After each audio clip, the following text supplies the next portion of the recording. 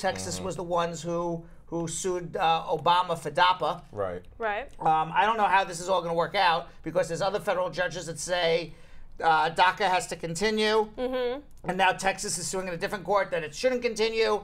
Eventually, it will make its way up to the Supreme Court. We'll see how that all turns out. People from Nepal, sorry, Nepalese. Donald Trump doesn't like you either. Nope. Sorry, he's ending the temporary protected status for 9,000 Nepalese people. And Thursday's announcement by the Department of Homeland Security continues the administration's effort to curtail the use of temporary protected status. We don't care that you have no home to go back to. Right. Doesn't matter, right? Doesn't matter. Jeez. Does not matter. Let's see. Anything else? Giant sloth versus ancient man. Oh, We'll save that. That's a good The one. mystery pooper. Are you serious? I got to read this about the mystery pooper? Those are Jill's top 2 favorite stories we have today, actually. All right, well, I'll read a mystery You gotta pooper one. read I one haven't of the two. I'm curious what this mystery pooper is all about, too. But before we do that, we are back, ladies and gentlemen, the Brad Show Live. So please, again, forget that you shared the previous one. You gotta share. We don't now. want you to share the previous one. Yeah. I was actually wrong. It was bad sound. I don't want you to share it. Take it back. All right, delete the last one. This is the one you need to share. This is the one we're going to fly around the world with today. So please share this with your. Oh, wow. Woo! Welcome back. Welcome back. A little sandstorm right in my throat there. So we're going to share this with your friends and family. Please share this with your friends and family. Let them know that in about 30 seconds after we hear about the pooper, the mystery pooper. First, the very important pooper. First, I mean, we have to see what this mystery pooper is all about. I see. Apparently, he's behind me right now. The mystery pooper, Yeah. which is a He's little lurking. which is a little scary because I don't want any. I don't want any mystery pooper behind me. Right? You don't know what you would step into or what happens. Okay. I mean, this guy looks like he's right on top of me, and he's the mystery pooper. Yeah, I need to hear this. So, Where's he but gonna any event, poop, please Brad? share this with your friends and family because in about 3 minutes we're going to be answering your immigration questions. We're already 3 minutes late into segment B, but we got a little problem with our technical difficulties, but we will be answering your immigration questions by calling right now, 1-800-529-5465. And of course, if you like this show, please like and follow us on Brad Show Live. You press the like and follow button, and Mark Zuckerberg will notify you every time we are live. Before we get to immigration, I am very interested in reading about this mystery pooper. As I read this, folks, by the way, because I don't see the news ahead of time. I'm working. So as I read this, we're going to find out what this mystery pooper is all about. We're going on this journey together. We're going to go on this pooping journey together here. All right. I mean, you know, when people say this show is SHITTY, I mean, this adds a whole new dimension to it. All right. So let's see what this mystery pooper is. Kenilworth, New Jersey.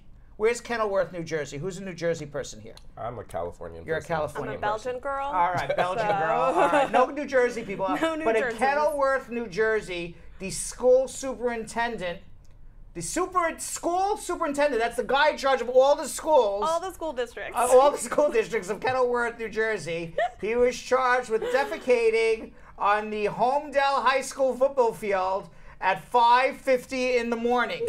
What? What?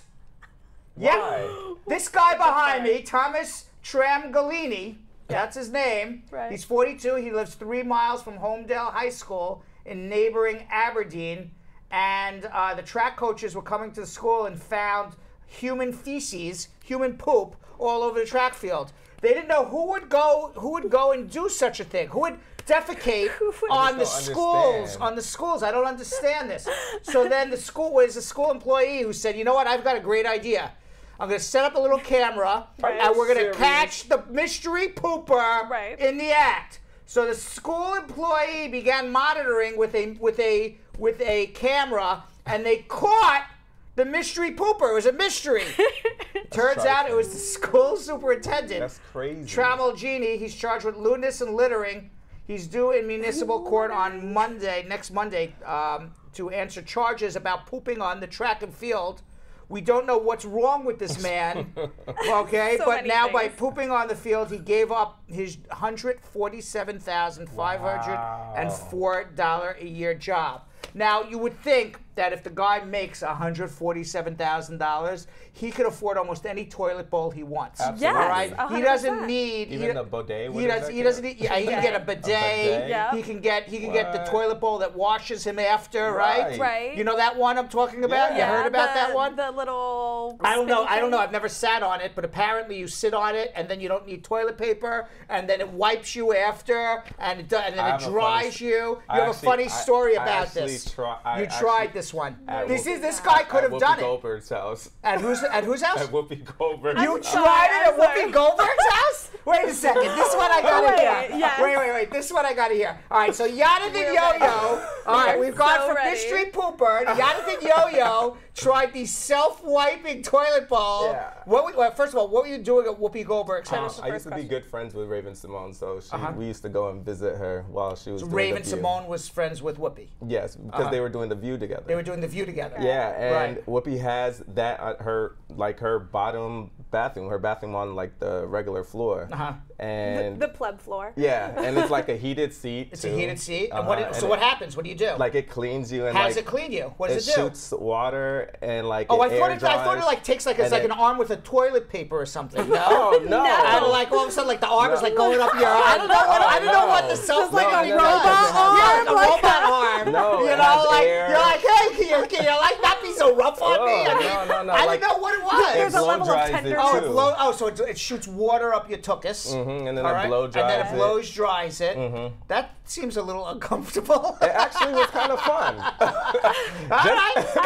I have whatever. That whole story from top to bottom is so weird. It's just the whole so thing, weird. The whole thing. Why is this guy pooping on? These are two unanswered questions I have from the show. So far. Why is this man pooping on the Homedale High School track and field There's when gotta he's be the something wrong with superintendent? him. There's gotta be something wrong And with him. why does Whoopi Goldberg have a self-cleaning toilet She in said her powder room? She said it's like one of her favorite places in the house. Like she The reads self-cleaning her toilet. like, books on the toilet. Wow. Does she read her own books on the toilet? No. Like, are they for Whoopi Is that like her by office? Whoopi Is Goldberg? that like her office basically? Basically. Yeah, like I mean, she could The have like a throne? desk come out, you know. You have a standing desk or yeah. a sitting desk? Oh my God! I could only tell you, Reginald Amata, I agree with you. What is this world coming to? All right. Yeah. So with that, we're going to be answering your immigration questions. 1-800-529-5465 is the number. We have a whole bunch of people. We're sorry about the technical difficulties from earlier, but we certainly are on it right now. So if you do call 1-800-529-5465, we will be answering your immigration questions. And at around the 6:30 mark, Jonathan Yo-Yo Elias and Belgium Kim will be answering all your immigration questions and perhaps even ask, maybe Whoopi's watching. Maybe she has a question too. Maybe she she's watching does. from the toilet I right do know now. I have a friend on the line. You have a friend on the line. All right. She's a TV host. All a right, big so TV host. we will get to her as well. A big TV host. She's on hold. Yes, she's on hold right now. She needs help. She needs help. And I told her to call. She told her to call. Katura. Ooh. Katura. Katura. All right, I don't see a Katura here. Ketura. I see a Rhonda. No, we'll see. Rhonda in Harrisburg, Kentucky. Rhonda. Harrisburg.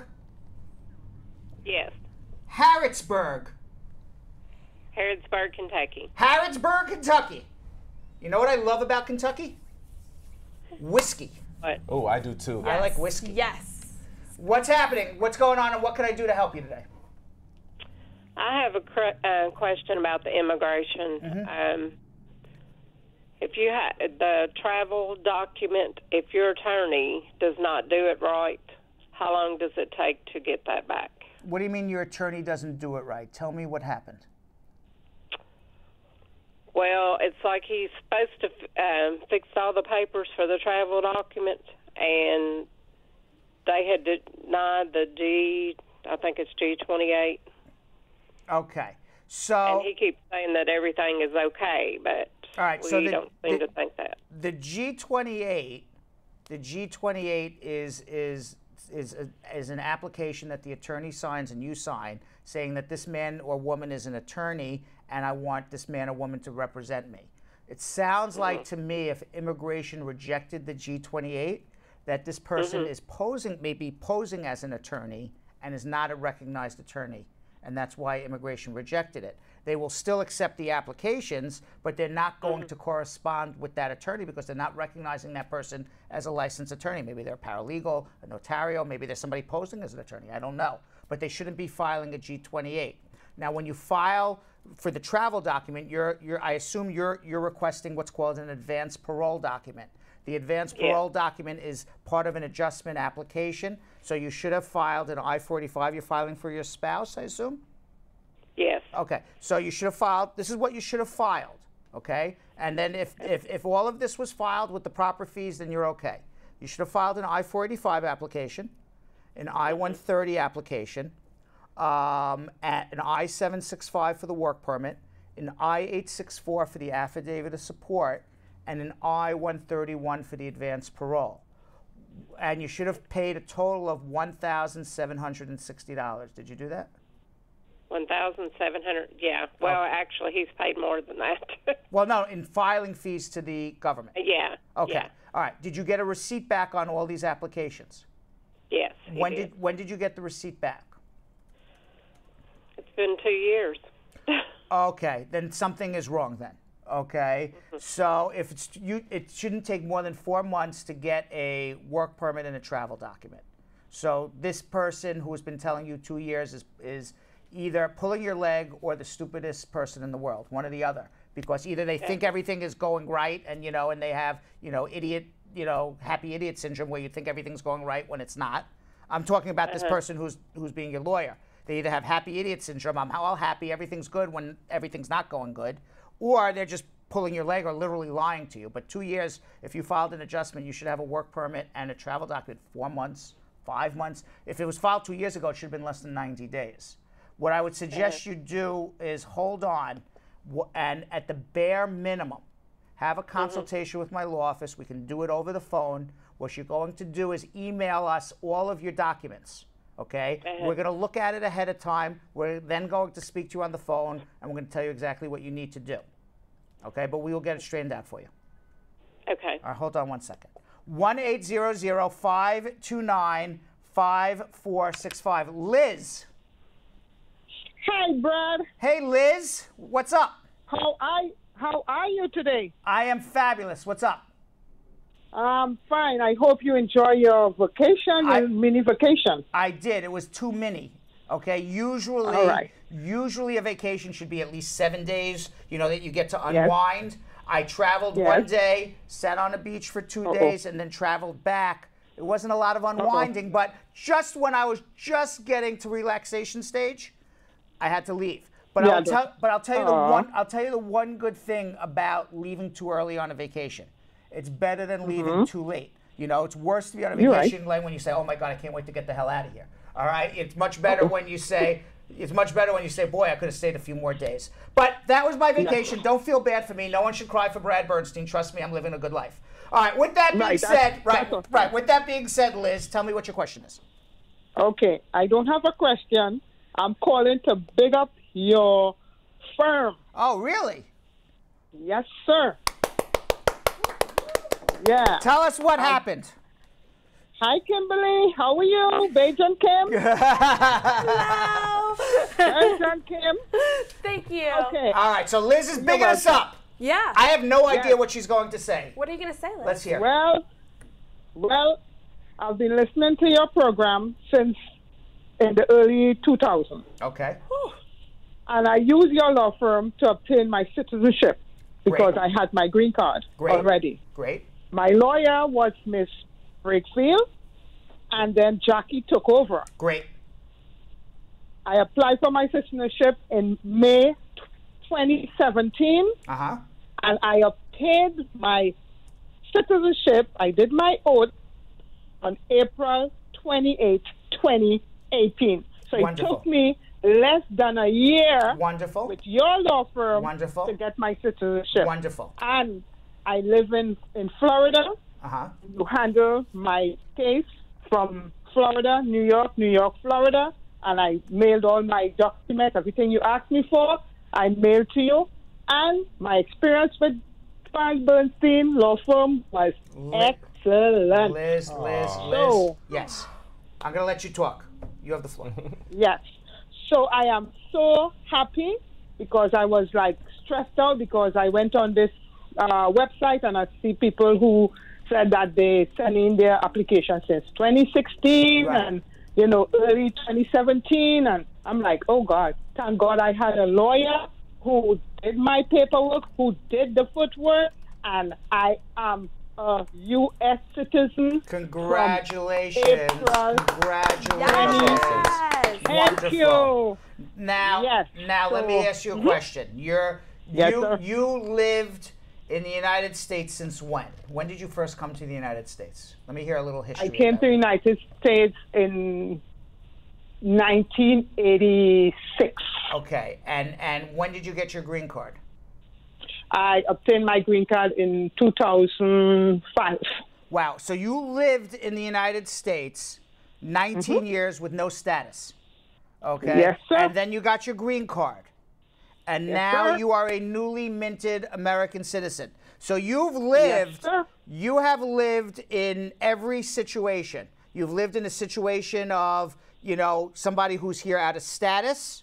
You've lived in a situation with somebody who had a green card, and you did it for 20 years, and now 30 years later, you're a U.S. citizen. Can you tell people who are watching, who may get dejected, who may get turned off, who may say, I just can't, you know, do it. How did you keep your spirits up for 19 years until you got your green card? And now tell me what it means for you to be a U.S. citizen. Okay. I kept my spirit up by telling myself that I will achieve what I set out to do. I did not listen to anyone. I did not do drugs. I don't drink. I don't smoke. I kept that belief in my head and said everything is going to be okay. I ended up having 2 kids that born in America. I had one, you know, that born in my country. When I got my green card, I filed for her. So now she is a citizen of America. And I don't have to file for my 2 kids because they're already American citizens. So I don't have to file for anyone because my mom lives in Canada, so she don't want to come to live in America. So I don't have to file for anyone. But I am living the American dream.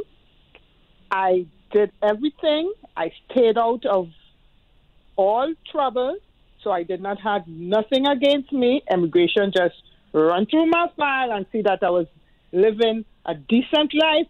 I was living a life that I'm supposed to live in America, undocumented, and still, when I got my green card, I still did not do anything for anybody to stop me. I never even got a ticket in this country. And now you're a citizen of the United States. We did it for you in under a year. Congratulations. Yes, sir. You told me you're living the American dream. What's your American dream? Yes. Tell us what your American dream is.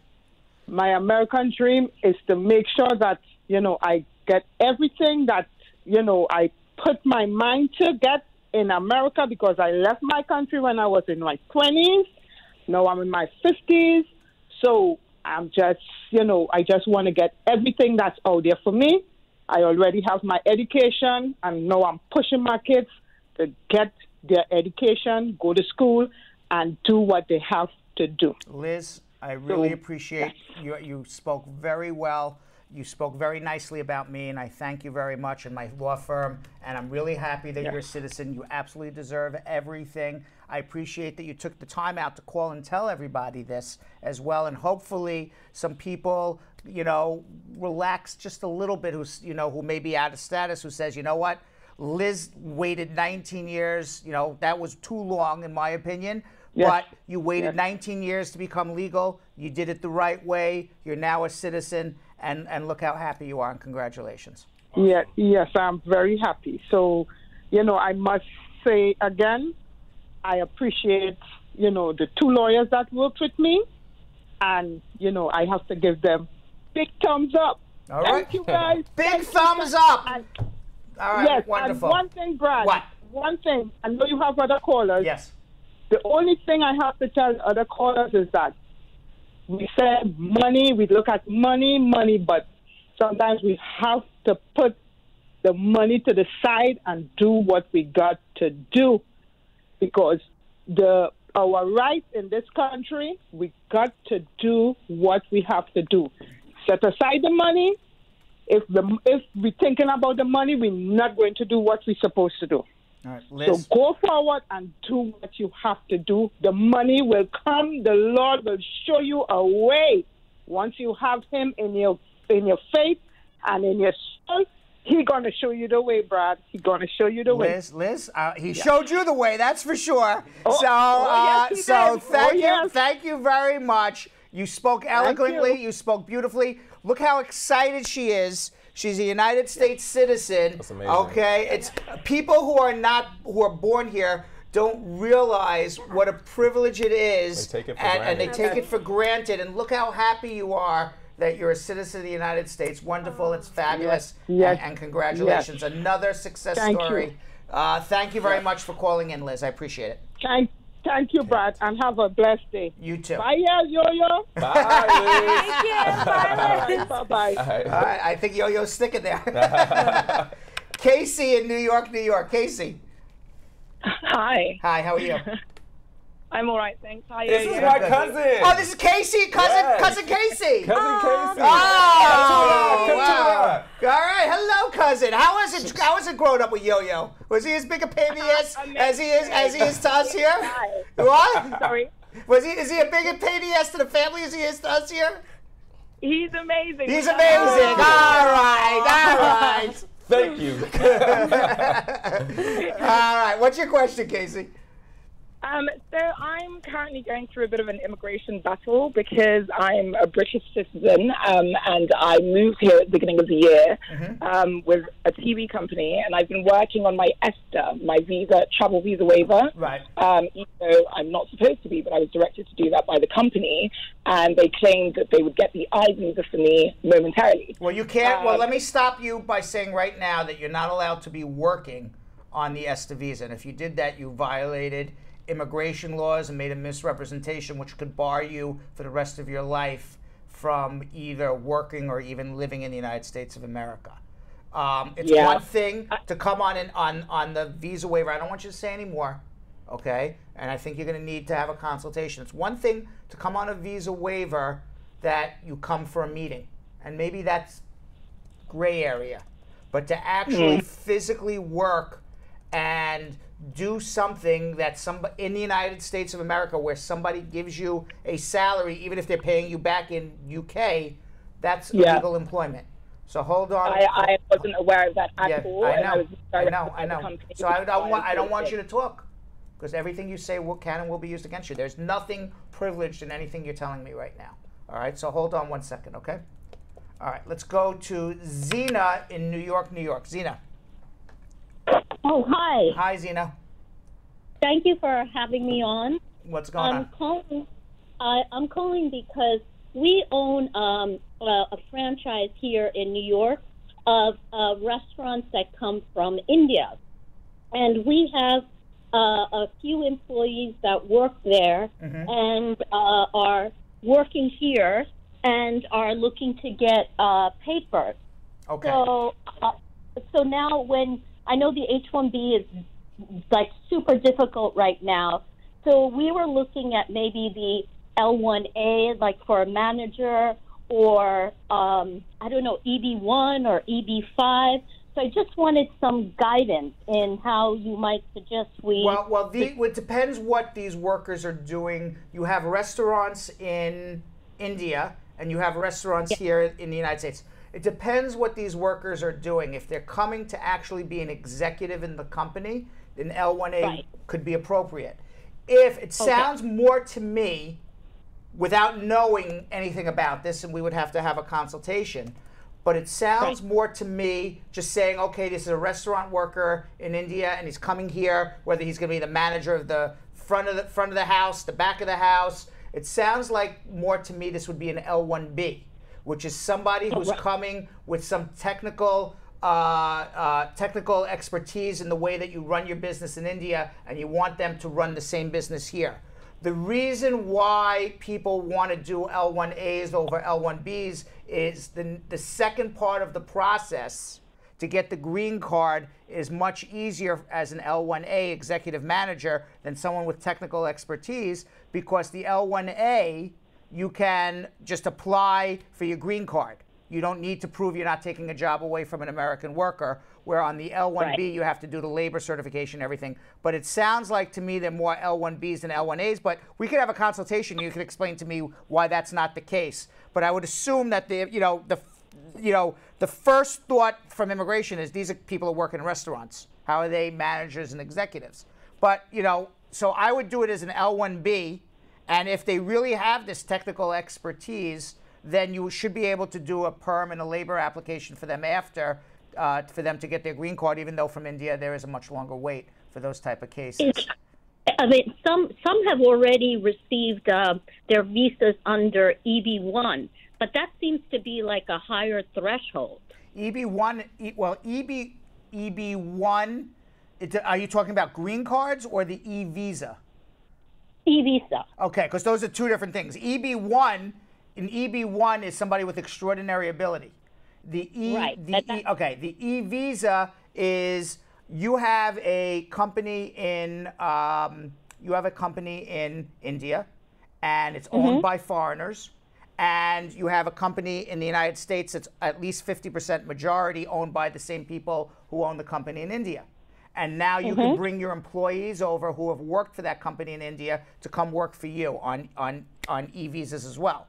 So yeah, that can be a possibility as well. The good thing about an e-visa is that it can go on indefinitely as long as the restaurants are in business, and as long as they're working for you in the restaurant, you could extend e-visas for the rest of eternity, where the L1B has a 5-year deadline. So there's all different options, and it really comes down to ultimately after you can do L1Bs, you can do E1s. You're not going to do H1Bs because the cap is reached. Okay, so but it all comes down to after. What do the employees want to do? They want to get their green cards. What happens after they're here? So what I would suggest you do is hold on, and we can go through all the options and figure it out for you. And apparently, I assume that you've talked to other immigration lawyers because you seem to know the lingo and what's going on and everything. But it's always good to have another consultation. All right. So hold on. It's always good to have the best. Correct. So thank you. Very good. Always good to have the best. We like that. All right. So let's go to Tamara in Rialto, California. Tamara. Hello. Hi, Tamara. Hi. Good day. Good day. What's up? I'm here. I'm here too. I'm going to ask you a question. All right. What is your question? All right. So I wanted to know, I'm calling on behalf of my sister. So she arrived in the USA on a regular B2 visa. When she got married to a resident of the US, he's a permanent resident. He wants a petition for her. I just want to find out what is the best way to petition here while she's here visiting, or should he wait until she returns to her home country? Well, he can petition for her now, but she would have to return anyway. But the quicker the petition goes in, the quicker she comes back with her green card. It's a 2-year wait, being sponsored by your permanent resident spouse. So why wait for her to return? Go file now, as long as she's not overstaying her time, and let her return. She'll get her green card that much faster. You can file an I-130 visa petition. Now, how long has this man had his permanent residence? Is he eligible for citizenship? I think it was about 3 years. Okay, so he's going to file the I-130. She's going to spend her time here, and then she's going to go home and wait it out, and hopefully she's back in 18 months. Can she add her kids to it at the same time? Yes, you can add all your children under 21 on one application if you're being sponsored by the permanent resident spouse. Okay. All right. I'll get in touch with you. All right. Wonderful. Hold on one second. All right. 1-800-529-5465. Tina in Bangor, Maine. Boy, that sounded like I said something dirty there for a second. All right. I had to rephrase what I was. I was still on vacation there for a second. I'm like, where are we going with this? All right, Tina, what's going on? Hi, Brad. Okay. My sister, I'm calling regards to my sister. She did her interview yesterday. She was married to a U.S. citizen. She did her interview yesterday. She was approved. Oh, congratulations. Thank you. Her son, her husband also filed for her 14-year-old son in Jamaica. So her question is, how long will she hear something in regards to his petition? Well, did he file a separate petition for him? Yes. Okay. When was that put in? It was put in January. This past January? Yes. All right. So it should be about June or July. They should get the approval letter. And if all goes well, by next January, he should be here. It takes about a year. Okay. All right? Okay. Thank you, Brad. Right. Okay. All right. Bye-bye. You're welcome. 1-800-529-5465. We are going way over budget here, but because we had to restart our show again. It's okay. Okay? Usually what we do is we talk amongst ourselves for 30 minutes at the beginning of the show, whatever we feel like. We say hello to our Brad Squad people. We kibitz around, right? You know what kibitz means? Yep. Right? You just chat and laugh and whatever we feel like doing. It's like the first 30 minutes is, whatever the hell we feel like. Right, Basically. it's carte blanche. It's carte of Brad blanche. Show Live. It's carte blanche with Brad Squad. It's carte blanche with everything. Yeah. Okay. Then at 6 o'clock, the show gets serious. We start answering immigration questions as fast as we can. Yes. Right. And then at 6:30, although it's 6:32 right now, we go right to social media. We spit Hey, And share. we share. and we share. We also share. The whole time we're sharing. Right. But we go around. The whole time we're sharing. The whole entire time. Right. But I was curious what Brad was doing in the airplane there for a second. But at 6:30 we go to social media check-in, where you leave your questions on Facebook on Brad Show Live and on. Yep, we're gonna ask you questions as well. They're just putting random stuff up now. They're just effing with me. All right. So. I think Groundhog Sam's Yeah, it's back Groundhog there. Sam's back there doing something. So at 6:30, this is when we do social media check-in, and all the questions that you leave on Facebook, on Brad Show Live, on Law Offices of Spar and Bernstein, we're going to be answering it. But since we had a little technical snafu, a snafu, I will answer quickly 3 more questions online, and then we are going to go straight to social media check-in. All right. Okay? So I apologize to everybody for the snafu and for going over, but please leave your questions on social media, because after these 3 questions, we're going to go to social media check-in and speak to all the shy people who don't want to call us. All right? Kimberly in Newark, New Jersey. Hello. Hi, how are you? I'm good. How are you? Good, what's up? Okay, so I'm an international student, and I'm married to a U.S. citizen, but I worked off campus, and I'm trying to fill out my adjustment of status, information, and I'm wondering if I'm supposed to just, say it on the file that I did work off campus. Yes, and I'll tell you why. Okay, 1, we don't want to lie on an application. If you worked off campus, you worked off campus. And 2, the fact that you worked out of status or the fact that you worked in violation of your student visa, being married to a U.S. citizen does not bar you from getting a green card.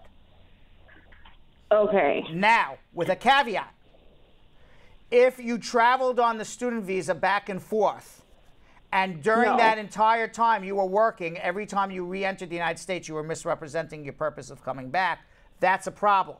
But assuming you came on a student... leave. Okay, perfect. Where are you from? Jamaica. Okay, so assuming you came here on a student visa, you went to school, I did. And then sometime after, you got a job off campus, under the table, off the books, on top of the books, whatever you want to call it, okay? The fact that you worked... Yeah, it's a regular working The job, fact and that, I file taxes and all that stuff. So you're going to tell the truth. The government already knows. Okay. And the fact that you worked in violation of your student visa, being married to a citizen, as long as you didn't travel back and forth on the student visa, it's not going to bar you from getting a green card. What would bar you is... What if I travel within the U.S.? That's fine. What would bar you is working, paying taxes, and then lying on an application. So you want to tell the truth, and trust me, the truth will set you free because you're going to get a green card. Okay, thank you. You're very welcome. Best of luck.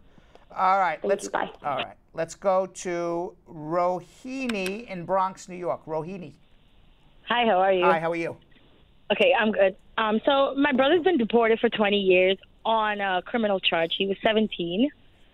So long story short, we put in for his visa, him and his daughter, and now they're saying that there's no waiver qualified. Now, I live in Bronx, New York. Is there a way, because I can't find an attorney that's giving me an answer. All right, so I'm going to give you an answer right now. What was he deported for? Not cocaine, I think. I think he sold to an undercover. Okay, well, the answer is then he's not getting a green card if you sold to an undercover cop cocaine, because that's an aggravated felony and a drug offense. You will never get a waiver ever. Now, he got deported when he was 17? Correct. And he did his time in Rikers. My question to you is this. I have a question for you, because there's always just one thing that always pops in my head. Maybe they deported a citizen. It's happened before. Were your parents citizens before he was 18? No. Yes? No. Oh, no. Then unfortunately, no. So, you know, as sad as it is, I'm being straight up with you. There's no waiver. He can't come back. Okay, one more question, because I'm tired going to lawyers. Sure. So I went to one yesterday, and she said, being that he was a minor, if I go to the court and get the type-in or the minutes, if they asked him that if they told him that he's going to be deported, then that means no. Yeah. She's talking about vacating a conviction. Okay. All right. Now, where did this conviction happen? In New York. Okay. So this is the deal. Okay. You can't vacate it. You need something called standing. Standing means that you have a right to go into the court. Okay. You do not have standing to go into a criminal court in the state of New York to vacate a conviction if you are not in the state of New York. He's in another country, so they would toss the case out simply because he's not here.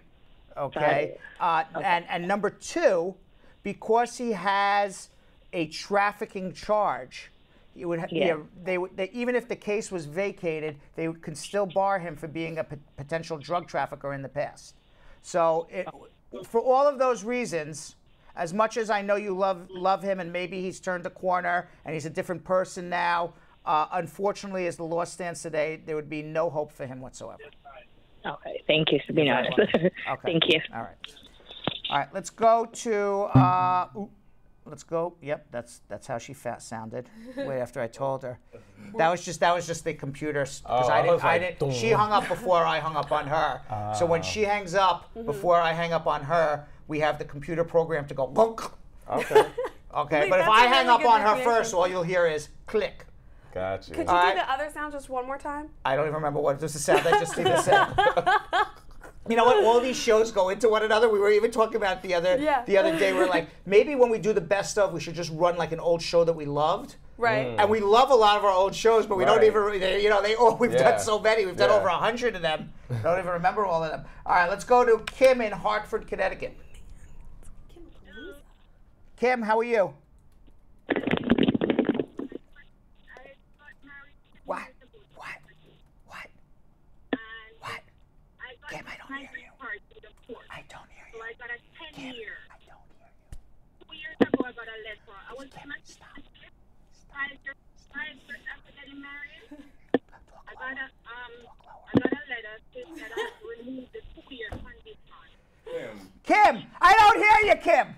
All right, Kim, put the phone to your ear. I can't hear a word you're saying. Oh, I'm sorry. Yeah. Can you hear me? Now I hear you. Okay, let's start again. Okay, so I was married 10 years ago to a U.S. citizen. Right.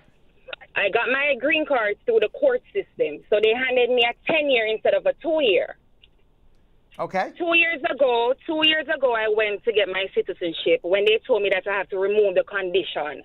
Okay. So they sent me a letter, G56 letter. Mm-hmm. After I passed the citizenship test and everything, I got a G56 letter stating that I have to do an appointment. But what I'm saying is, I divorced my husband 2 years ago. So should I bring him even though we're divorced? You can, as long as he's on your team and, you're all on the same page. It was a real marriage. They just want to make sure it's a real marriage. Yeah, by all means, you can take him.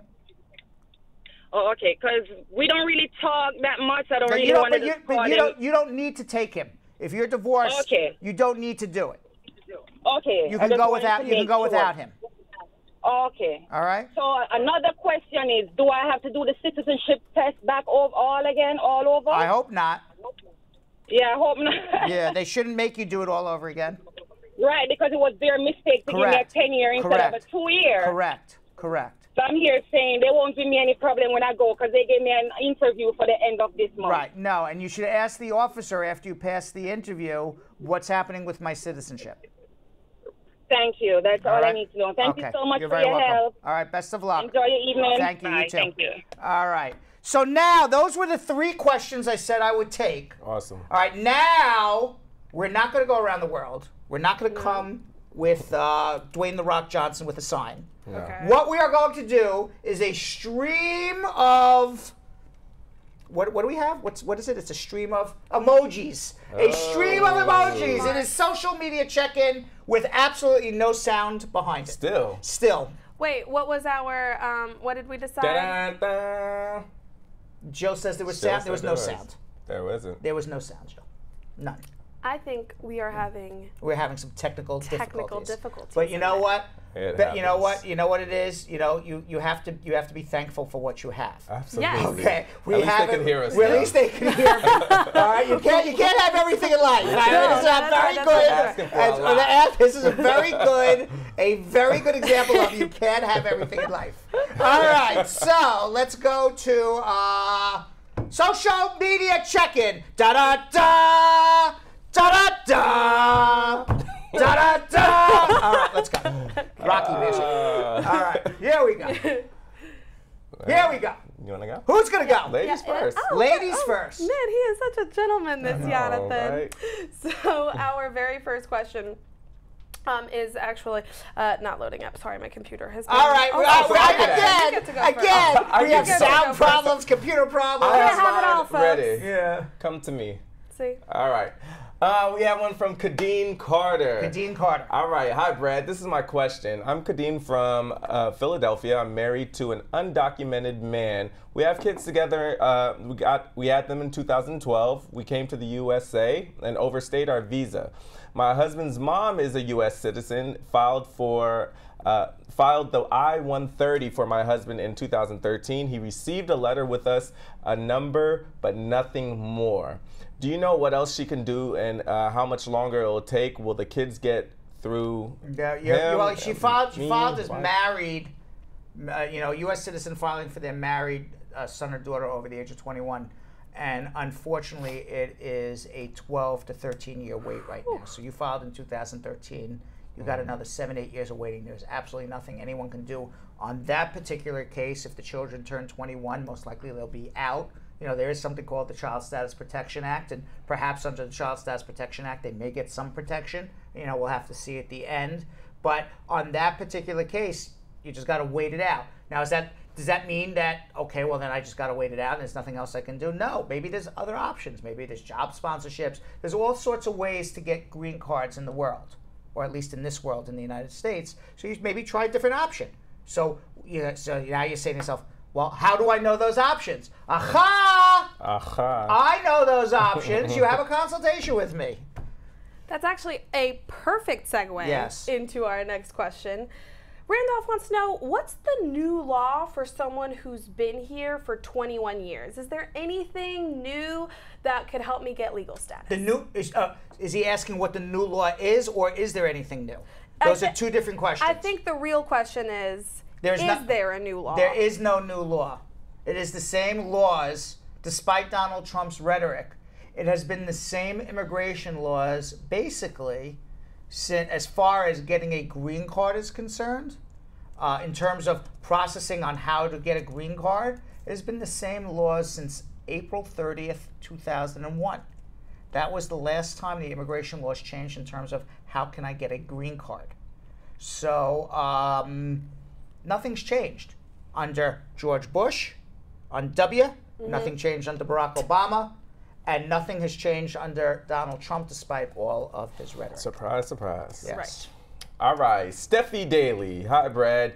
Do you have to be in the U.S. 5 straight years when you apply for citizenship? My aunt stayed a year out. Yes. So if you stayed a year out, you broke the rules for citizenship. These are the rules. Very straightforward. You got to be in the state for 90 days before you file in that particular state. So if you move to Florida tomorrow and you want to file in Florida, you got to wait 90 days from moving to Florida before you file. Rule number 1. Rule number 2. Number 2. Two. Thank you. I'm just making sure you're alive. We're here. Okay. We're here. We're on Rule number 2. You're supposed to say, okay, rule 2. Okay, fine. All right. Just making sure we're alive. Rule number 2 is 30 out of 60 months physically in the United States. That means 2.5 out of 5 years you are here. And rule number 3. Three. See, I'm ready. Yeah, no trip more than 6 months. She did the trip for a year. So you got to start all over again. Sheesh. Paulette says, hi, Brad. If you lost your green card, can you still apply for citizenship? Yes, you can. Just because you lost your green card doesn't mean you're not a permanent resident. It's like saying, I lost my U.S. passport, so therefore I'm no longer a U.S. citizen. That would sound absurd, right? It's the same thing with a green card. I lost my green card, doesn't mean I'm no longer a permanent resident. You just don't have proof of it. But certainly you could file for your citizenship despite losing it. All right, Joan Brown. Hi, Brad. My husband and I went for our AOS interview. The officer did not ask any questions about our relationship. All they did was go over and confirm our biographical data, asked me to do another fingerprint, and told us we'll hear back within 30 days. What does this all mean? Either means that the officer took a look at you and thought these guys are in love, or the officer took a look at you and said, we got bigger issues to fry, or the officer took a look at you and said, I don't care what these people say, they're coming back for another interview, we don't believe it's real. Oh, I have no idea. Damn. Hope it's the first. Damn. I was going to say 2 of the 3 are good outcomes. Right. But that's a big risk to take. Right. I don't know what that means, but we'll find out. We'll very find soon. out. Right. Julie wants to know, my husband lives in Guyana. I'm a U.S.-born citizen, and I'm trying to file for him. I'm self-employed, and my adjusted gross income isn't actually enough to file for him. Could he be his own co-sponsor? No, you can't be your own co-sponsor if you're in another country, but you can get someone to sign an affidavit of support in the United States to be a co-sponsor. Anyone who's a citizen or resident, they don't even have to be a relative of yours, as long as they live in the United States and they make above 125% above the poverty level. Okay, Hassan Jadoon. Hassan. Yes. I like this guy already. Hassan. This like I said, this guy is going to be, this question's going to be like rock star question. I think it is. It's a rock star question? Hassan Zubair Jadoon. Hassan with the rock star question of the day. All right. My PD is current, but the case under CSPA review since 11 weeks, and I am eligible according to CSPA Act. What can I do to speed up my case? Okay, it's not such a rock star question. It's not. But I got to decipher all of this. Okay. His priority date is current. He's over the age of 21, but he says he's still eligible under the Child Status Protection Act. If he's in the United States, you file your adjustment. If you're in another country, make sure you start the DS-230 forms with the National Visa Center. That's the process of getting the ball rolling. I don't know where he is or what's going on. Gotcha. Tanya is wondering. Tanya, rock star question. Yeah. I think all of these questions are rock stars. Let's see. Rock star question. Tanya Winters says, I'm not getting married to a U.S. citizen until this September, but could I go ahead and file for my ITIN number now? Yeah, you could always file for an ITIN number whether you're married or not. When you get married and get your social, you can always change it over. Tamika Nelson, I have a question here from Tamika Nelson. Do you? Yes. Yo-yo, is that a nose ring? I just answered you. Yeah, absolutely. All right. It's been in. It's been in. It's been in. Yeah, we're like the yin and yang of nose rings. His is in his left nostril, mine's in my right. It's a little like a power thing going on. You both have one. Yeah. I didn't even realize that. It's a power thing going on. Can you imagine if you guys kissed and the rings got like tangled up? Would you like to see? No, I would like to see that. I would love to see the kiss, and then I would love to see the nose rings tangled up. Brad is over here being a director. And then all of a sudden you're like, oh, wait a second, I can't. Yeah. All right, in Brad Squad out there, who wants to see 2 nose rings tangled up in a kiss? It's like the hipster braces getting. It's like the same version of it. All right, back to immigration. Boy, we went off topic there. For the show, Man, talk about going left instead of right. Man, we're really devoted to you guys. Mary wants to know, is it safe to travel from New York by plane to Florida if you're out of status? I think Mary wants to go to Disney World. Listen, everything has the risks and rewards. I can't tell you it's 100% safe. If you're out of status, there's always a possibility that you can be discovered being out of status at the airport. But I can tell you that TSA's job is not to find people out of status. If you show a valid passport, there shouldn't be an issue. More than that, I can tell you of all the modes of transportation, whether you're doing a train, whether you are taking a bus, you are driving or taking an airplane from somewhere on the northeast to Florida, to me, in my opinion, the safest mode of transportation would be an airplane. Not in terms of, safety, in terms of getting there alive, obviously, yes, but even more importantly, in terms of the odds of being picked up by immigration. Immigration is more likely to stop buses and trains and even people in cars who may or may not be breaking the speed limit. All right, David Gabriel. I don't know, I thought it was kind of fancy. Saucy. Yeah. Saucy. I don't know. Okay. You do you. Yeah, all right. So David Gabriel, if someone passes the citizenship interview but USCIS needed some documents which was sent to them, how long will you get a reply to a date to swear in? Pass the interview, send it All right, this is it. He went for his interview. He was missing a document. They said, hey, send in this document. He did it. He wants to know when he's going to become a citizen. If all is well, within 120 days of them receiving what hopefully you submitted was sufficient for them. Senda sent us a question. She sent us a question. I'll stop. Senda says, I just want to ask, could I send my papers for my green card without my sponsorship yet? No, that doesn't make any sense to me. All right, so let's do this. Tell me. All right, we got Brando from Orlando, Florida on hold for 20 minutes here. Is it Marlon? We're going to speak to I don't know. But before we even speak to Brando in Orlando, Florida, I want everybody to please share this page with one friend. Would you believe, okay, if we had everybody share this page with one friend, we would have double the amount of people watching at this very moment. Yep. Yes, we would. That's keen mathematics skills Keen there. If you did it with two friends, we would triple our viewership in 35 seconds. Yeah. So please, share. There's a little button. It's a blue on the bottom. It has an arrow. And what do you do, Jonathan? Jonathan. I called you Jonathan. Jonathan. Just click it. Click it. Click share. Click that little arrow. Click it. Gosh. You could also tag someone in the comments. Yep. Ooh. So how you tag someone is you just put the @ sign and then write their name in. And you can tag them. Shout out to Tamika Nelson, who already actually brought her friend over. Welcome, Anastasia, first time ever listener, question asker, watcher. Tamika's doing it. Are you guys going to follow suit? I don't know. They I hope so. What about Anastasia? She can't get all this free information and do nothing. Now, Anastasia, pay it forward. All right, let's go to Brando in Orlando, Florida. Brando. Hello, Brad. Hi, how are you? You hear me? I hear you. Brando? Brad, I have a question. Go ahead. Well, first of all, thank you for having me here. My pleasure. All right, I have upcoming deportation hearing this coming May the 31st. Where are you from, Brando? Came from Orlando, Florida. Where are you originally Philippines. from? Philippines. And you have a deportation hearing? Yes. Why are you in deportation?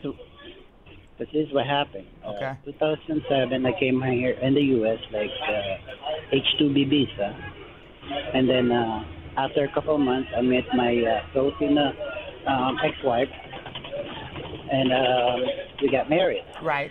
But the thing is, before we got married, I have divorced back home in the Philippines, which is I divorced here in the U.S. 2008. Okay. But when I got my first divorce, when I got my final judgment last October 18, 2008, and then I got my final judgment papers. And then November, the following, like a couple of weeks. All right, so far what I like understand November is, 5th. one second. So far what I understand is you came on an H-2B visa, you were married in the Philippines, you did a divorce here. Were you fully divorced? A judge signed a divorce decree before you married this lady here in America? Yes. Okay, fine. Yes, so sure. wonderful. So you got divorced, you married a lady here in the United States. What happened? What happened was the immigration found out that this marriage, my marriage here in the U.S. citizen is void, is because the date that we get married. Because Okay, I'm not so supposed then, to get so then, married so then, on sorry. judgment. So then what? So then you got married before you were fully divorced, which was my question 2 Yeah. seconds ago. You got married before you were fully divorced from the lady in the Philippines, and they said your marriage to this lady is void. Are you now fully divorced? Yes, I'm Okay. fully now divorced. And did you marry back this lady again? No. I'm Why? still living here. Okay, so now you have to get remarried to this lady, the same woman you were married to. You're in a relationship with her? No, not anymore. Not but we anymore. have 2 kids. You have 2 children together. All right, so then you're going to need some help. Hold on 1 second, okay? Hold on, because basically he was in a void marriage. You can't be married to 2 people at the same time. So he inadvertently got married too early, has 2 children with this woman, so obviously it was a real marriage. And now this marriage is broken up, and now immigration wants to deport him. Had he waited another 2 or 3 weeks to get married, then that would have been a different story.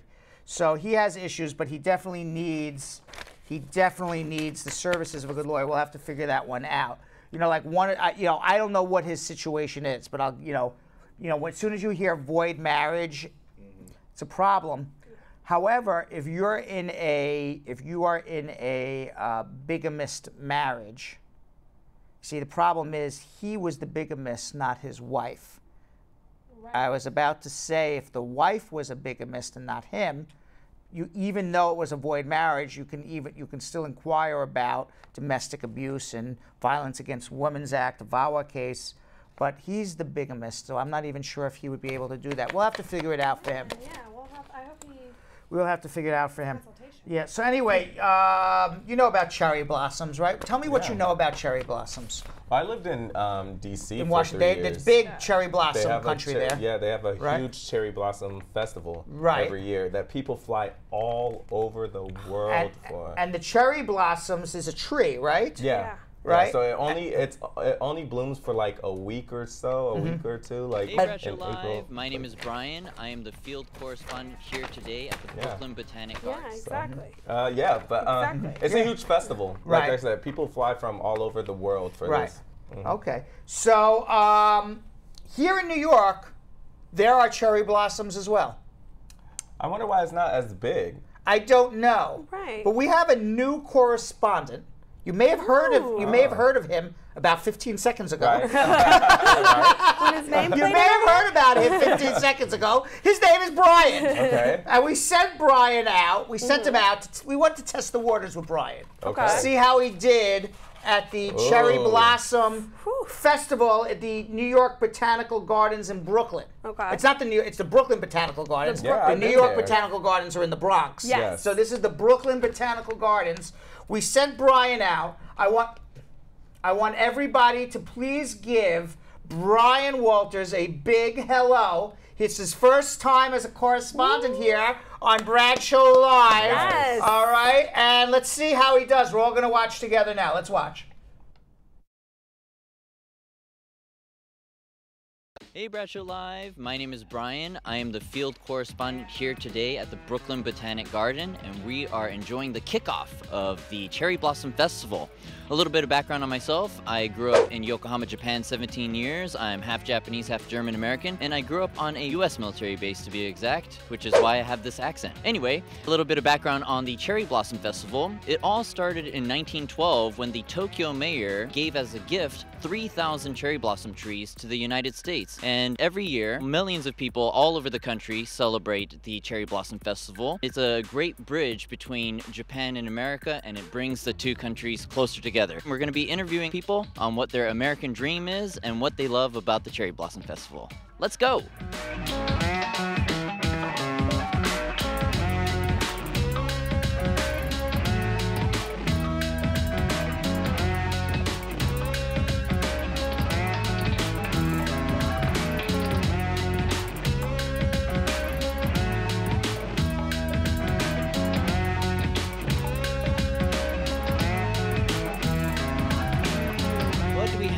look forward to for the Cherry Blossom Festival this year? It's our 37th annual Sakura Matsuri. We have over 60 performances of Japanese culture. So we have really traditional performances like samurai sword fighting and taiko drums and tea ceremonies celebrating spring in Brooklyn. It's really neat to see how the audiences have embraced it and become part of the festival itself. Now our audiences are preparing for months to plan what they're going to wear. They may be having a traditional kimono that takes 4 hours to put on in the morning. They might be making cosplay outfits that are really complicated and are hand sewn. People are really preparing for this festival and becoming part of the action, which feels like we've met our goal, which is to make one giant party where everyone can celebrate spring and Japanese culture.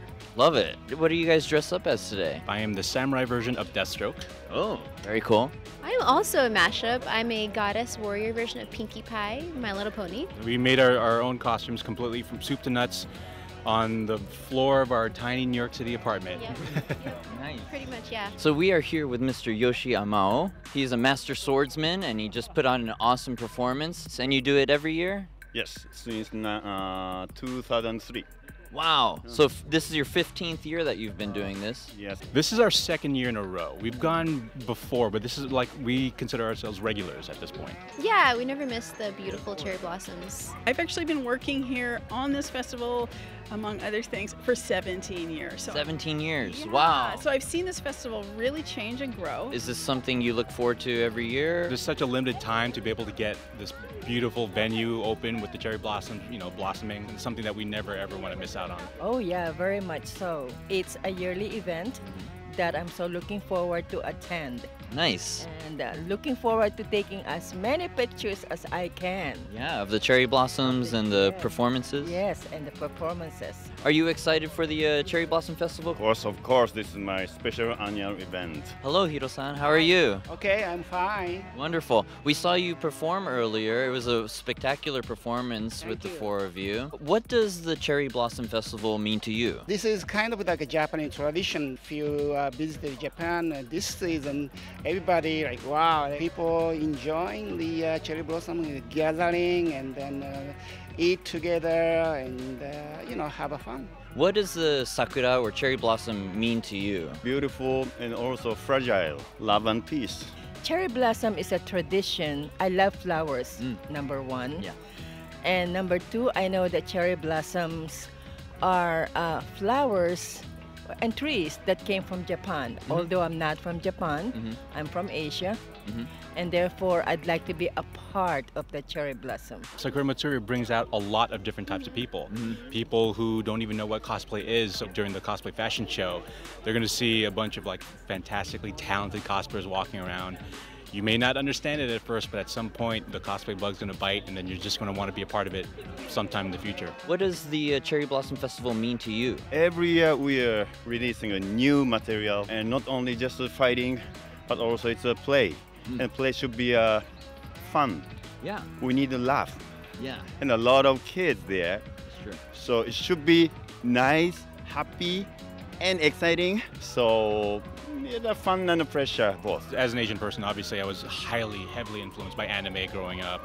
And we're in New York too, which is, although a melting pot of different cultures, Japanese influence is definitely something, whether it's food, the movies that we watch, the cartoons that we look at, it's definitely played it's everywhere. Yeah, it's everywhere. It's infused in a lot of things. What is your immigrant story? I was a student, and then after graduating the school, luckily I had a job, and then I decided to live in the States. I'm actually from Indonesia, traveled all over the place, and New York's now my home. I'm from Denver, and I came to New York for school. I went to Pratt Institute, and we actually met through mutual friends, and we've been together for about almost 15 years, I think. Yeah, I think that's the number. How long ago did you come to America? It's 1990, so 28 years. I had first marriage. Now I have a new one, and I got a new baby this year. Oh, congratulations! Thank you very much. It's a technically American baby. Technically American Japanese. Yes. American and Japanese. Yeah. How do you feel having a child that is a dual citizen? I think that's good. That's the best. Yeah. And he can choose when he turned to 21, right? Right. Yeah, and totally perfect bilingual, like you. Yes, yes. And almost you too. Yeah. No, not yet. Struggling. What part of Asia are you from? I am from the Philippines. The Philippines. Salamat po. Yeah. Walang anuman. Walang anuman. And when did you come to America?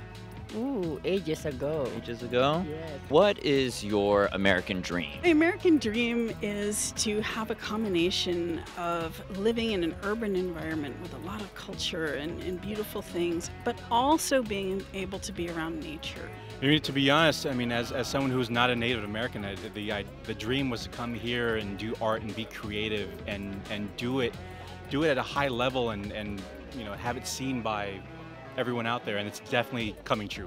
I just want to do what I love and be able to make a living off of that. What would you say is your American dream? American dream, it's like free, like everybody free, and then everybody friendly. The American dream was to just come to the United States for a better and greener pastures, and I did achieve that.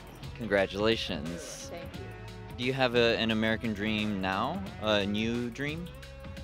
Not really. I am looking forward to getting a new house. Nice. Yeah. I'm selling one now, but I'm downgrading. So I'm looking forward to that. I'm retired. I'm looking forward to traveling, you know, attending more shows like this, and just meeting friends. What is your... Oh, all right. Okay, lots happening. What is your American dream? Build a castle. Your American dream is to build a castle? Build a castle of Samurai Sword Hall. In America? In America, here, New York. Wow. Where do you teach? On Perry Dance Center in Union Square area, and also Chinatown. And the basic is not fun. Okay. Very serious, hard, and repeat. Yeah, as you know. Yeah. So everything is the same. So training, and Brian, you should come. I would love to join you. Yeah, please teach me. Someday I hope to be able to fight like these beautiful people back here. He's a great actor. Yeah, he should do that. Thank you. Well, I had a blast covering the kickoff of the Cherry Blossom Festival. I got to interview the performers and the coordinator, and got to hear a lot of American dreams. My name is Brian, and I'll see you guys next time. Joining me today is Vin McCarthy. Vin's a first. It's not my day today. Just not my day today. We're rusty. The first day back. Just not my day today. So that was Brian Walters, and he was kicking off the Cherry Blossom Festival. That was actually kind of cool, though. Yeah. Anime. Yeah. Like do you know my daughter, Gabby? Yeah. You know cute little Gabby? Yes. When she was 11 years old, she won the New York State Championship for Taekwondo, 13 years and under. She was like 2 years younger than everybody else. And she qualified for the Junior Olympics. Wow. You know, and then if she goes to, and she would she's like this little. Yeah, she's little. Right, she's tiny. Right. And she would walk in the ring against, kids who were like twice the size. Like, who's this little, girl here? Like, and they would, boom, boom, boom, and whoop their ass, literally. Nice. Oh my and then as a father, I got scared Mm-hmm. because she was doing it since she was 4 years old, and I got scared that she was going to get punched in the face. Because they kick and punch. She was so good that she blocked everything. Yeah. And she would just annihilate everybody. But she was from the Northeast. She was nominated to go to the Junior Olympics, and then and then if she does well there, then they put her for the Olympic team. But I stopped it. I didn't want her to be Ronda Rousey. You could have had an Olympian daughter. Yeah, but I didn't want her to be Ronda Rousey. She's a beast on the mat like you are in the courtroom. But she's like 6 lessons away from a triple black, three degree. Right, she stopped right before, about 2 months before she was going to test for her 3rd degree black belt. And then at 3rd degree, at like 12 years old, I think you have to like register with the FBI. I don't know what it is, but God, secret ninja Gabby. Can she still do it? No, she doesn't do it anymore. But she still got the moves, but she has right? the moves, yeah. Oh, wow. Oh, don't mess with Gabby boys at school. Don't mess with Gabby, that's right. I can tell you one thing, no boy will ever. Yes, queen. Yeah. All right, let's go to Sharon in Kingston, Jamaica. Sharon.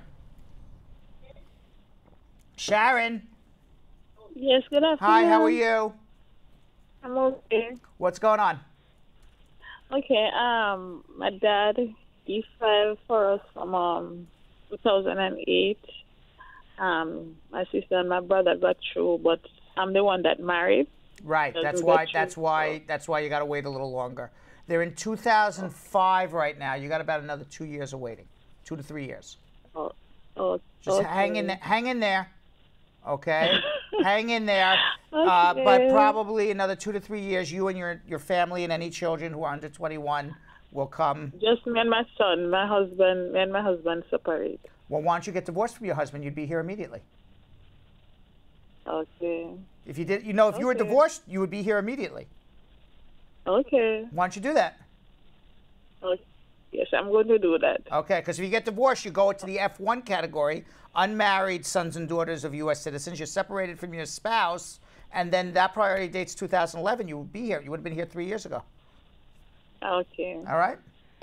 Okay, thanks. You're very welcome. I don't know if she sounded excited to get divorced from her husband. She's like, okay, yeah, whatever, maybe. Closing a chapter. She doesn't. I don't think she wanted to do that. Ready to close. But she's separated from the guy. Why not? Let's go to Annette in Raleigh, North Carolina. Annette. Hey, Brad. How are you? I'm okay. Tell me your question, Annette. So my husband and I, along with our attorney, went for my adjustment of status on Monday.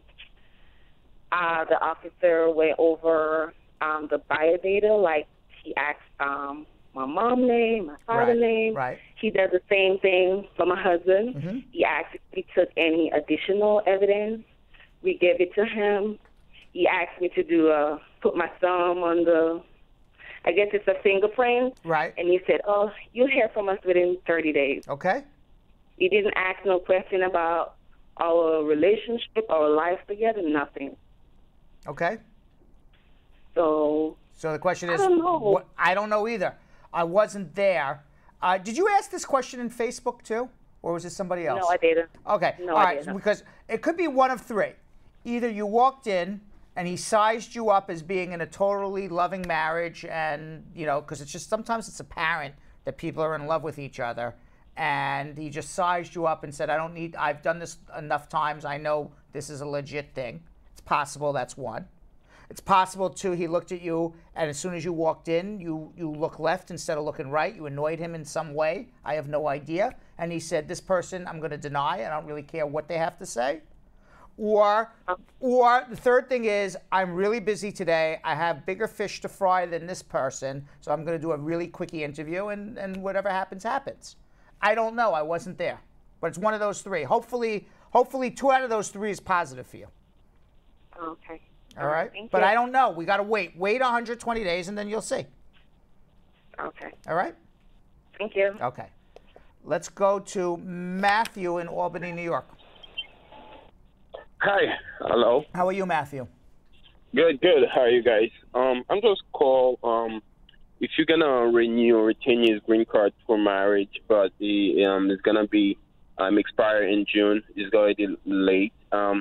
If we have 30 days before we file, is that a problem? No, you can still do it now. You should do it 90 days beforehand, but do it now. It's better late than never. But don't do it. If you do it after your green card expires, you're going to have a problem because you have to explain why you're filing late.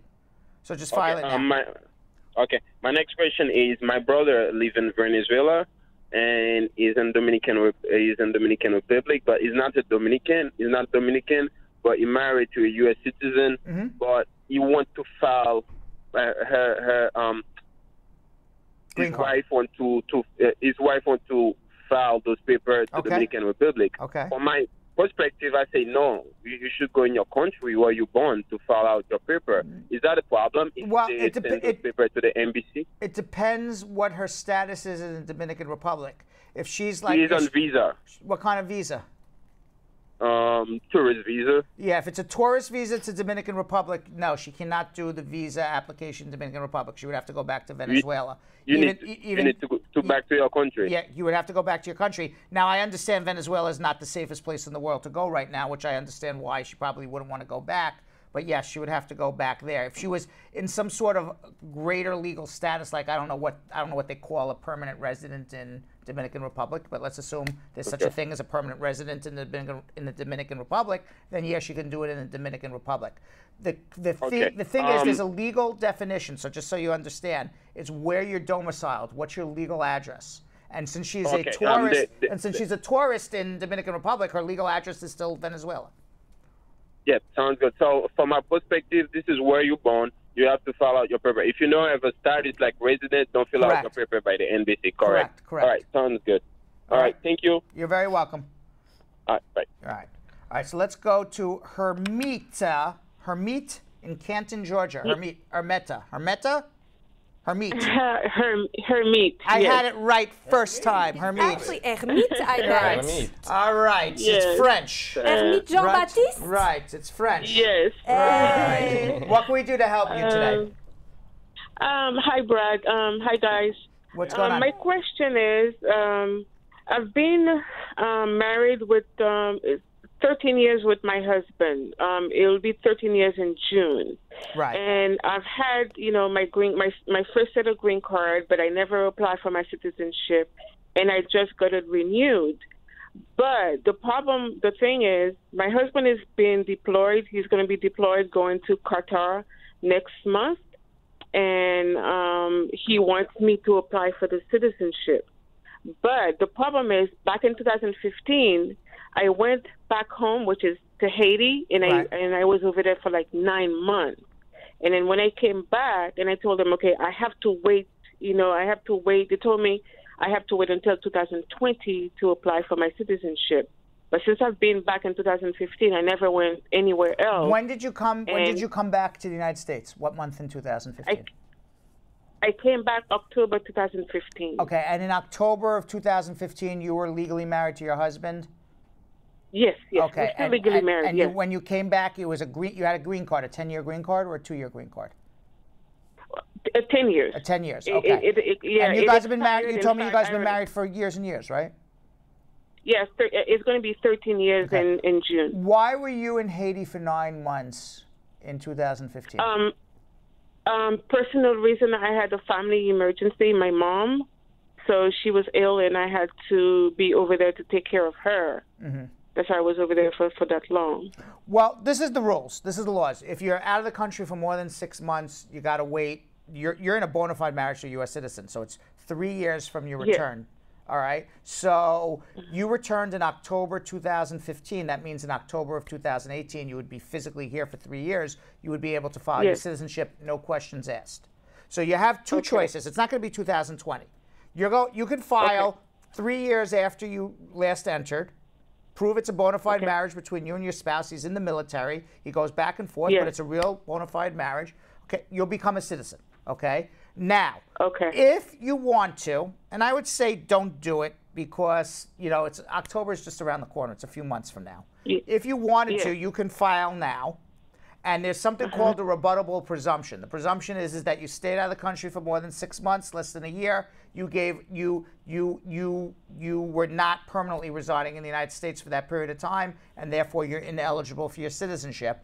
There's a rebuttable presumption. So the rebuttable presumption says that you can prove, no, I was really residing here. I had a family emergency. I had my mother who was sick, but my spouse was here. My car payments were still here. I was paying taxes here. I was still here. But for this emergency, I was not living in the United States. I had to stay by my mom's side for 9 months. 50-50. I don't know all the facts, but I would say 50-50 whether they buy that or not. Okay? So to me, it's not worth it since we know 100% in October you can file and you won't have any problem whatsoever. So the quid pro quo, all right, the conclusion is wait till October, 3 years you've been here, no problem, do your citizenship then. Okay, good deal. Thank you so much. You're very welcome. Thank you so much. All right. 1-800-529-5465. Before we go to social media check-in. Yeah. Or maybe, should we save Emily Walsh for Monday then? Oh, that would be, that would be fun. That would be fun, That'd be right? fun. We come back and we're like, come back strong with Emily Walsh. Emily Walsh is about to drop some knowledge. She is a fantastic immigration attorney here at Spar and Bernstein. Yeah. And we followed one of her clients to his citizenship ceremony. Ooh, that'll be But we're going to save that for Monday. Yeah, I like that. We'll save that for Monday. And let's finish up with social media. Awesome. All right, let's go. For it, Yo-Yo. All right, Kennedy Roy. Kennedy Roy. Yeah. Kennedy Roy. All right, I'm asking a question for a friend. She's been here since she was 9 years old, and her stepmom was filing for her but stopped the papers. Now she's married to her present husband for 7 years and has 4 kids. As soon as her husband was about to put in her papers, he started beating her. The police got involved, and there's nowhere for her and her 4 kids to stay. Is there any way for her to obtain a green card? Yes, she's an abuse victim. File a VAWA application. Yeah. Absolutely, we can help her. All right, Kennedy Roy, tell your friend. Absolutely. Yes would like to know, can someone who can, it's really yes. I'm not saying it's Southern. Yes. It's Y-A-Y-U-S. And I know it sounds like I'm saying yes. I love. Yes. No, it's yes. Yes. Not yes. I'm going to go yes the Southern way. Yes. Yes, absolutely. Can someone who came without inspection in the U.S. get a green card without having to be married to a U.S. citizen? Maybe. We would need to speak to them and find out. That's way too broad. Well, they like them general and vague. Yes. All right, Dion Allen. Hi, what's the requirements for a Jamaican that is married to an American citizen to get a visa? What kind of visa? Lots of visas in the world. Let's give the They top. go from A through Z. Okay, let's give like the top. I don't know. Just A through D then, I guess. Okay, so top 3 visas that you would want to get. Well, give me a letter. Throw out a letter.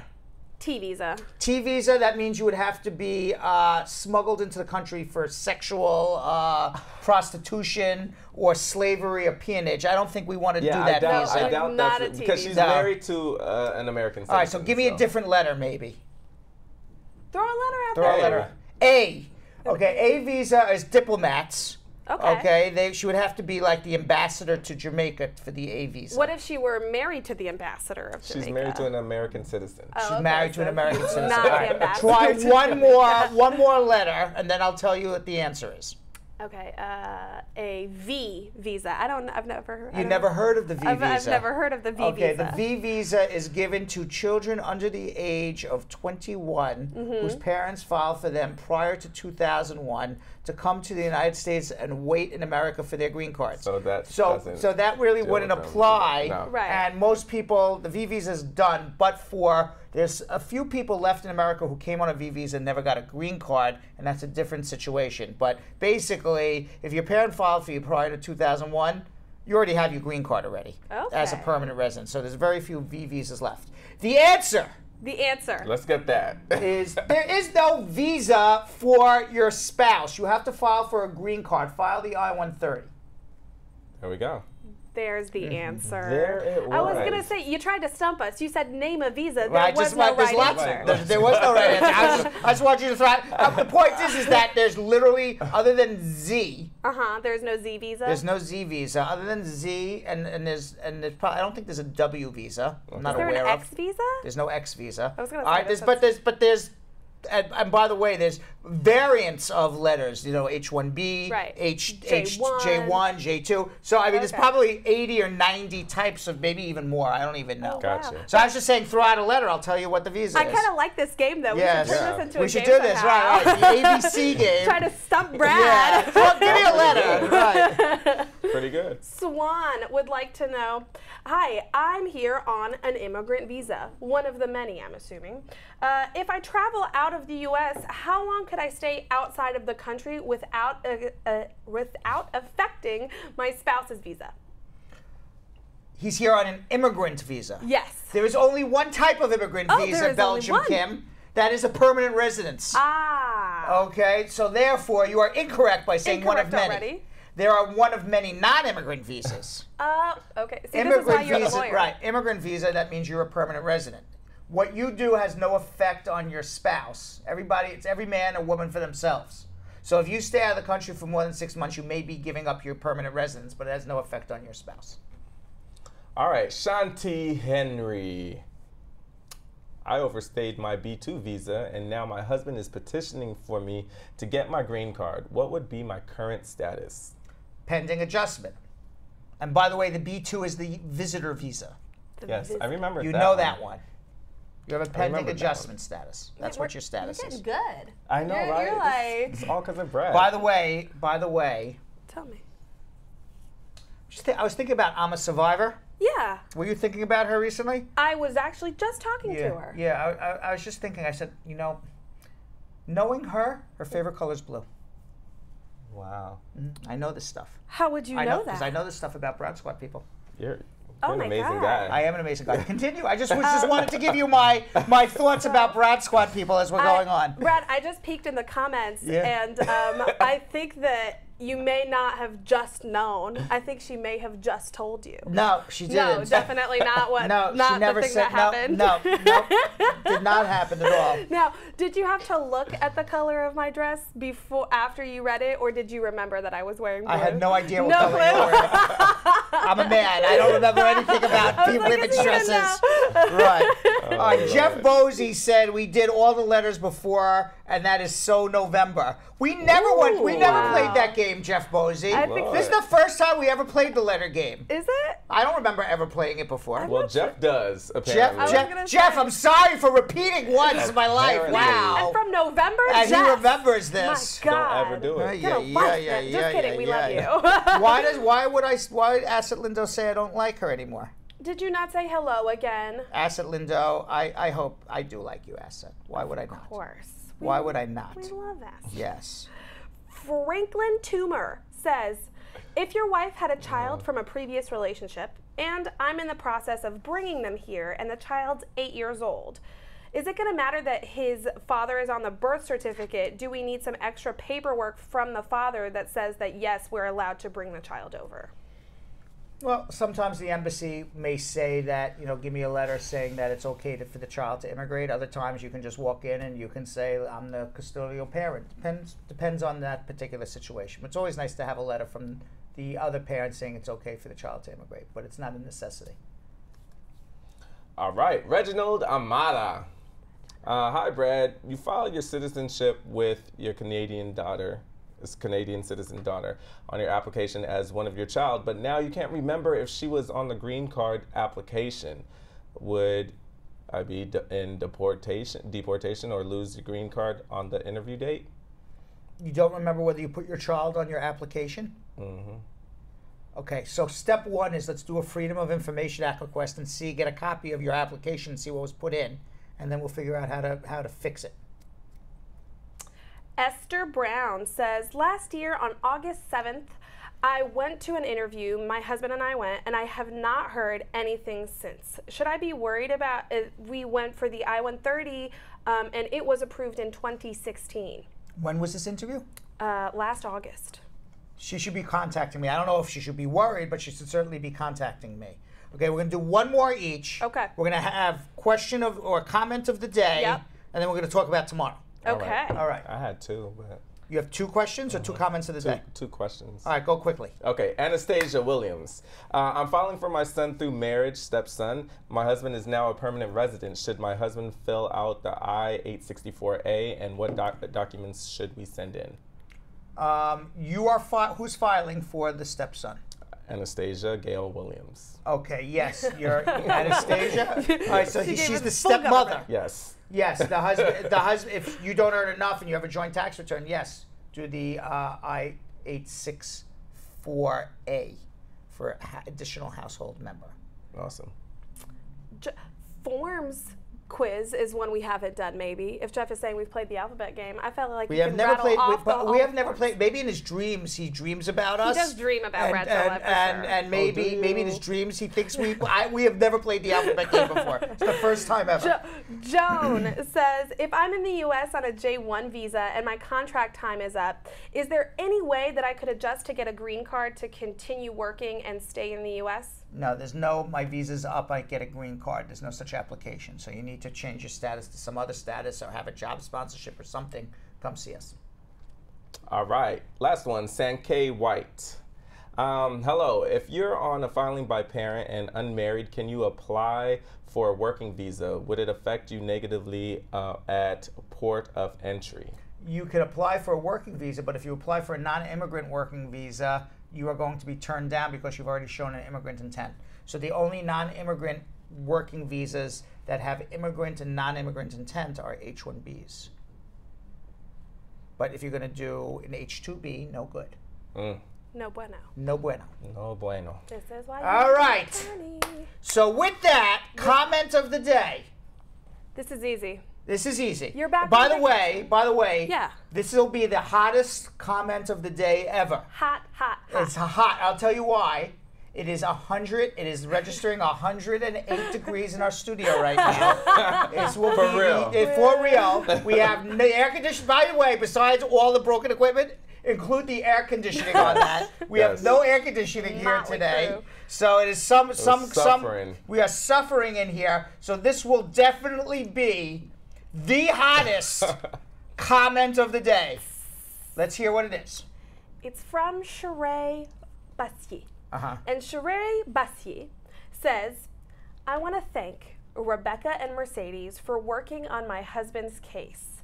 They are a Spar Bernstein attorney and a paralegal, for those who don't know.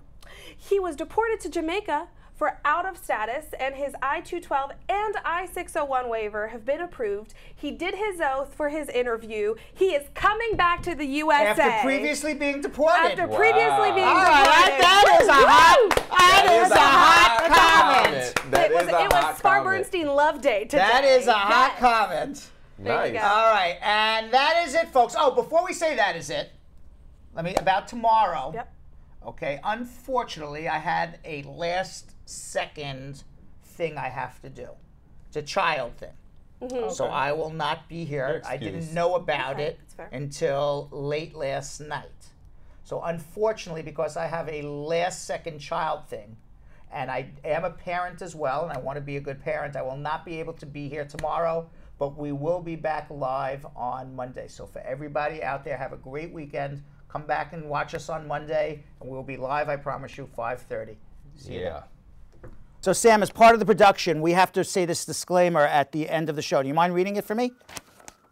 Okay, but you know, Brad, I have to do everything around here. It's bad enough I've got to remember everything that happened on the episode from the previous day. Forget it. I'll do it. The proceeding was information only and not specific legal advice. Consult an attorney about your individual situation. Prior successful results do not guarantee a similar outcome in the future. To make an appointment with the Spar and Bernstein law firm located at 225 Broadway in New York City, call 1-800-529-5465. That's 1-800-529-5465. Easy to remember, 1-800-LAW-LINK. That's 1-800-LAWLINK.